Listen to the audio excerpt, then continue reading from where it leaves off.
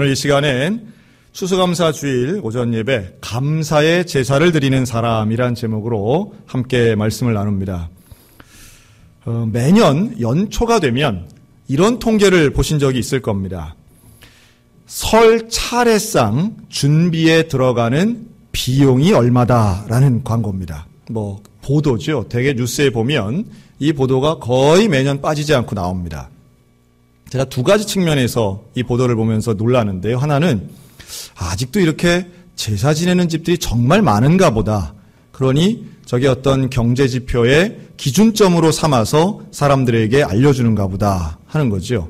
지금 사회적 분위기는 종교에 상관없이 사실상 제사가 많이 줄어들고 있습니다. 최근에 나온 통계에 의하면 현재의 50대, 60대들은 내가 죽었을 때 나에 대한 제사는 지내지 말아라 하는 분이 이미 절반을 넘었다라고 그러죠. 그래서 이제 매장 문화가 화장으로 바뀐 것처럼 이제 불과 한 20년에 30년 정도면 우리나라에서 종교에 상관없이 제사를 지내는 가정 수는 급격히 줄어들 거라고 하는 것이 일반적인 예상입니다. 물론 우리 개신교인들은 이미 이런 제사에 대해서는 미리 앞을 내다보고 또 하나님의 성경적인 의미로 제사를 잘 드리지 않고 있지만, 그래 또 하나 놀라운 게 있습니다. 이 보도에 의하면 4인 가족 기준으로 해서 올 1월 달에 나온 보도입니다. 한국농수산식품유통공사에 의하면 설 차례상 준비에 전통시장에서는 25만 원, 대형마트는 34만 원 정도 든다는 거예요. 물론 조사 기관에 따라 조금씩 차이는 있는데 제가 놀라는 지점은 바로 이겁니다. 4인 가족이 설 차례상 한번 차리는데 평균 30만 원 정도가 든다는 겁니다. 생각보다 참 많이 든다. 이거 어디 가서 밥을 사 먹어도 30만 원 이상은 잘 못 사 먹잖아요. 어떻게 그만큼 비싸게 사 먹겠습니까? 그런데 차례상 차릴 때는 그만한 비용이 든다는 게 놀랍습니다. 그러고 보니 제가 어린 시절 저희 집도 제가 아주 어릴 때는 제사를 지내던 적이 있었는데요.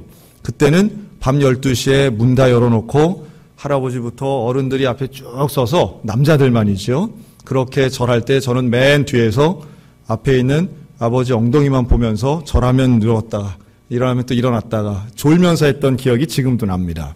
그런데 그때에도 이 제사상 위에 올려져 있는 그런 과일이라든가 아니면 음식물들은 하나같이 크고 그때 당시 구할 수 있는 가장 비싼 것, 가장 좋은 것으로 올렸던 기억이 납니다.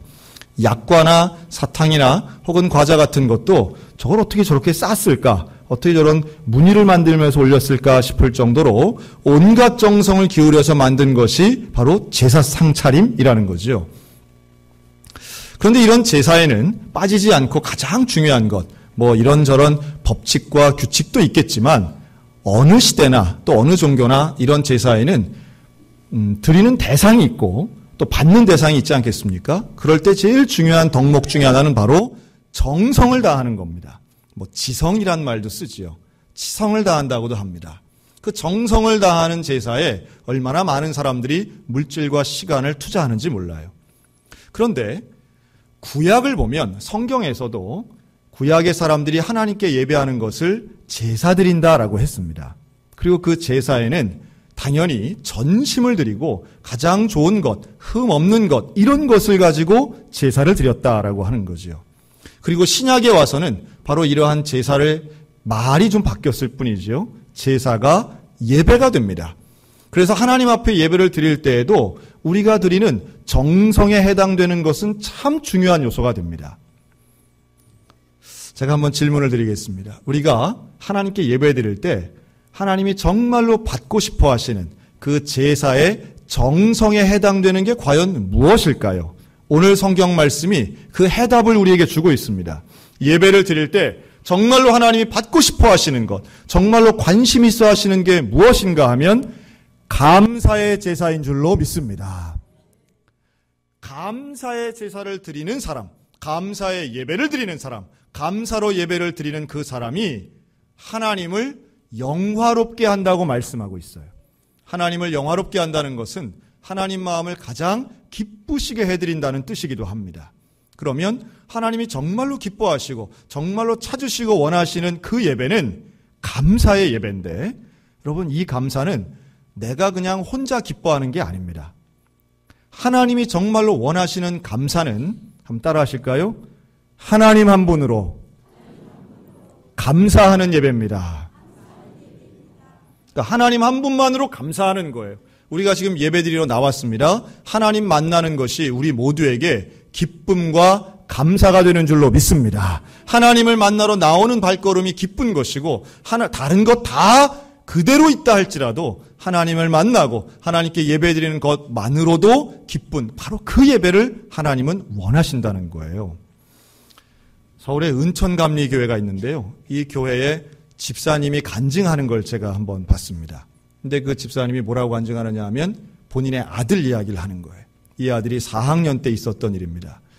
학교 선생님이 종이를 한 장씩 나눠주시고 아이들에게 그 종이에다가 쓰라는 거예요. 뭘 쓰느냐 하면 내가 지금 제일 소중하게 중요하게 생각하는 것 10가지를 써라 그랬답니다. 아이들이 그래요? 그래 쓰는 거예요. 뭐 가족도 쓰고 또 뭐 게임기도 쓰고 뭐 일기장도 쓰고 이렇게 썼어요. 10개를 다 썼어요. 그랬더니 선생님이 자, 그러면 이제부터 그 중에 제일 덜 중요한 것처럼 생각되는 2가지는 지워라 그러더래요. 그럼 몇 개가 되겠어요? 8개 남겠죠. 자, 그럼 또 2개를 더 지워라. 6개. 또 2개를 더 지워라. 4개. 아이들이 막 힘들어요. 곤란해요. 막 이러는데 애들이 지워 나갑니다. 그리고 결국 2개가 남았습니다. 2개 남았을 때 선생님이 이 2개 중에는 1개만 지우고 네가 생각할 때 제일 중요한 거 1개만 남겨라 그랬어요. 그랬더니 갑자기 이 집사님 아들이 울기 시작하는 거예요. 우는데 그냥 우는 게 아니라 펑펑 우는 거예요. 통곡을 하듯이 우는 거예요. 엉엉 우는 거예요.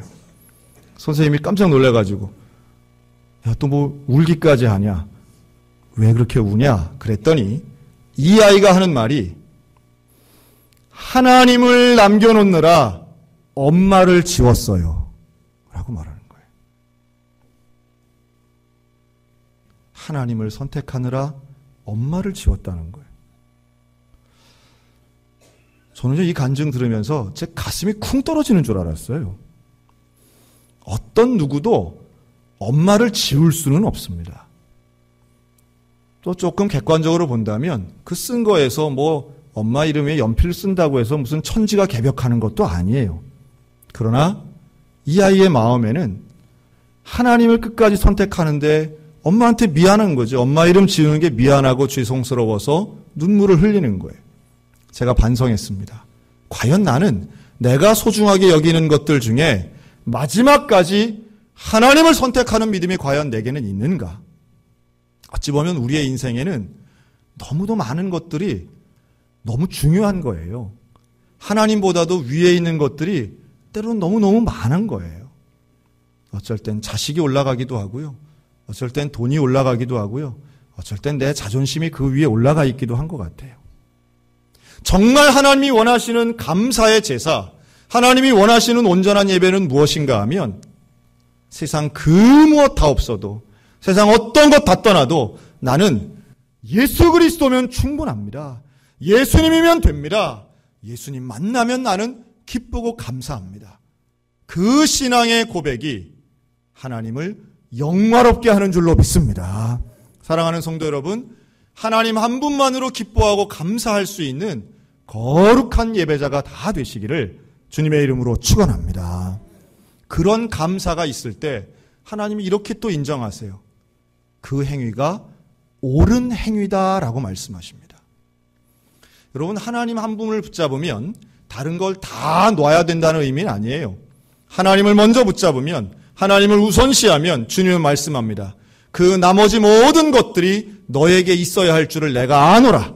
나머지 모든 것들을 내가 너에게 부어주겠노라. 충만하게 주겠노라. 약속하시는 분, 우리 아버지 하나님이신 줄로 믿습니다. 그런데 그 감격을 가지고 그 은혜를 받았으면 우리 어떻게 살아야 될까요? 그 기쁨과 감사와 은혜를 이웃과 나눌 때에 하나님은 그 모습을 가지고 그 행위가 옳은 행위라고 칭찬하여 주실 줄로 믿습니다. 그러니까 하나님을 사랑하고 진정한 예배자는 이웃과 사랑을 나누는 거예요. 기쁨을 나누는 거예요. 섬김의 도를 행하는 거예요. 하나님이 그러셨던 것처럼 우리들도 사람을 사랑하고 섬기는 삶을 살 때에 그 예배가 참된 예배고 그 인생이 옳은 행위라고 인정하신다는 겁니다. 어제 저는 우리 성도들과 함께 소양로 2가를 다녀왔습니다. 정확하게 얘기하면 주택 재건축 정비 사업에 해당되는 바로 그 구간입니다. 우리들이 쉽게 알아서는 쉽게 쓰는 말로는 기와집골에 다녀왔습니다. 이 기와집골이요 제법 넓어요. 16,000평 정도 됩니다. 그리고 아시는 것처럼 이곳은 이미 재개발이 되기로 결정이 된 곳입니다. 하도 재개발 현수막이 많이 붙고 이래서 저는 금방이라도 될 줄 알고 있는데 여전히 지금도 진행 중입니다. 근데 이 사업을 좀 제가 찾아보니까요. 1992년부터 시작이 된 사업이더라고요. 무려 25년 동안 지금 진행하는데 아직도 끝이 안 났습니다. 그리고 이 기와집골은요. 1930년대 즉 일제강점기 때에 기와집이 지어지기 시작하면서 아주 전성기를 이룹니다. 이곳은 6.25 전쟁 때도 이 춘천 시내에는 포탄이 떨어지고 막 초토화가 돼도 이 기와집골에는 포탄 하나 떨어지지 않았다고 그러더라고요. 그래서 그 집들이 그대로 원형을 보존하고 사람들이 살면서 아주 춘천에 있는 명망가들, 재산 있는 많은 분들이 그곳에 많이 모여 살았다라고 합니다. 70년대, 80년대 전성기를 지나면서 이제는 그 지역이 쇠락하고 건물이 막 낡아가고 시대에 뒤떨어진 곳이 되었을 즈음에 또 한 번의 2차 전성기가 오는데 1996년 대한민국 KBS에서 이 대한민국 방송사에 제일 높은 시청률을 기록했던 첫사랑이란 드라마를 여기서 찍었고요. 2002년도에 겨울연가를 여기에서 찍으면서 이 한류 열풍의 중심지가 되기도 했습니다. 지금도 요 옆에 가면 배용준 형제의 간판 얼굴이 다 이제 발해가지고 여전히 있는 거죠. 많은 사람들이 왔다 가고 전국적으로 유명한 곳이 되었지만 여전히 시설은 쇠락하고 사람들은 떠나가는 지역이 되었습니다. 그리고 실제로 많은 집이 허물어졌고 그리고 이제는 정말 어려운 분들, 살기 힘든 분들이 모여 사는 곳이 바로 이 기와집골이 되어 있죠. 여러분 이곳에 사실 연초부터 많이 준비했던 일인데요. 에너지 약자들 또 혼자 계시는 고령의 독거자들을 위해서 우리 교회가 사랑의 연탄 나눔 행사를 어제 했습니다. 그리고 어제 장로님 또 집사님 또 주일학교 어린이들까지 함께 모여서 연탄 수천 장을 모든 집마다 이렇게 배달을 해드렸는데요. 그날 우리 어린이들 중에는 연탄을 처음 본 아이도 있더라고요. 그리고 그 좁은 골목길 안에서 그 연탄 창고까지 가는 그 길이 너무 좁아서 사실 우리가 지게도 준비하고 지게도 지기도 했는데 너무 좁은 곳은 사람으로 인간띠를 만들어서 이제 연탄을 쌓을 수밖에 없었습니다. 그때 어린이 하나가 그런 질문을 해요. 아빠, 여기도 사람이 살아요? 그러더라고요. 야, 사니까 여기다 싫지. 하면서 근데 이 어린이 눈에는 너무도 이게 낯설어 보이는 거예요. 연탄도 낯설고 또 삶의 그 자리도 참 낯설어 보이는 겁니다. 한 어르신이 우리한테 너무 감사하다고 인사를 해요. 그분은 집이 참 큰 2층 집입니다. 2층 집인데 마당만 봐도 여기는 한 20년 동안 누가 손 안 댄 것 같은 그런 풀이 자라고 쓰레기가 많고 이런 곳이에요. 그 큰 집에서 50년을 사셨답니다. 집을 지을 때부터 살았고 지금까지 사는데 한때는 그 집에 15명이 살고 바글바글 하던 때도 있었는데 세를 주고요. 지금은 혼자 사시는 거예요. 어느 집이나 혼자 사시는 할머니들, 혼자 사시는 아주 어려운 분들이 외지에서 오셔서 사시는 겁니다. 다 가난한 분은 아니지만 그러나 모두가 다 살기 힘든 분이면 분명합니다. 연탄을 날라드리고 그곳에 연탄을 쌓아두니까 이렇게 말씀합니다. 연탄만 봐도 마음이 든든하고 따뜻한 것 같습니다. 그저께부터 소양교회에서 오신다는 이야기 듣고 기다렸습니다. 정말 고맙습니다. 저희가 뭐 대단한 거 하는 것도 아닙니다. 성도들이 모금해 주신 돈으로 연탄은행을 통해서 연탄을 샀고 그냥 성도들이 많이 와서 얼마나 즐겁게 했는지 몰라요. 장갑 끼고요, 우의 입고요, 비닐옷 입고 사람이 많으니까 금방금방 되더라고요. 날씨도 따뜻해서 분위기가 얼마나 화기애애하고 즐거웠는지 모릅니다. 즐기면서 했습니다. 뭐 대단한 일 한 것 같이 흉내낸 거지요. 그런데 거기 계신 많은 분들이 참 고맙다고 인사하고 어떤 분은 음료수를 사서 마시라고 대접하고 간식도 주시더라고요. 고맙습니다. 손 붙잡고 따뜻하게 잘 지내세요. 인사하고 돌아오는데도 마음이 좀 짠한 거예요. 정말 가까운 데 계시는 분들인데 우리 교회에서도 가깝고 제가 사는 집에서는 더 가까워요. 그런데도 이렇게 힘들게 이렇게 눈으로만 봐도 참 추운 곳에 사시는 분들이 참 많구나. 그리고 우리 교인들도 마찬가지입니다. 제가 신방 가보면 우리 교인분들 중에도 얼마나 어렵고 춥게 사시는 분들이 참 많은지 몰라요. 조금의 관심이 필요한 거죠. 사랑이 필요하고 나눔이 필요한 겁니다. 그 관심과 나눔이 우리의 감사로부터 시작되고 하나님 앞에 예배드리는 우리가 마땅히 해야 할 일인데 그런 작은 관심까지도 하나님은 참 감사하게도 그 행위가 옳은 행위라고 칭찬하시는 줄로 믿습니다. 우리 소양교회가 할 일들이 참 많죠. 그리고 그 많은 일들 가운데 조금씩 해나간다면 하나님께도 인정받고 칭찬받을 뿐만 아니라 이웃에게도 우리 교회 좋은 교회가 되게 될 줄로 믿습니다. 인생은 누가 먼저 들어오는가 1등을 겨루는 경주라기보다는 하나님과 동행하는 옳은 행위의 기간이라고 저는 믿습니다. 언제나 주님의 말씀에 합당한 사람, 감사의 제사를 드려서 하나님 마음을 영화롭게 해드리는 사람이라면 당연히 이웃을 사랑하고 사람을 섬기고 내 것을 나누는 일은 자연스러운 일이고 그 일이 하나님이 원하시는 옳은 행위라는 말씀이에요.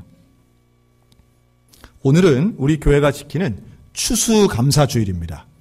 그래서 이 위에 강단도 이렇게 많은 농산물 또 사오신 걸로 이렇게 많이 채웠어요. 참 감사한 거는요. 물론 여기에는 사서 전시한 것도 있지만 직접 농사 지은 것들도 제법 많이 있습니다.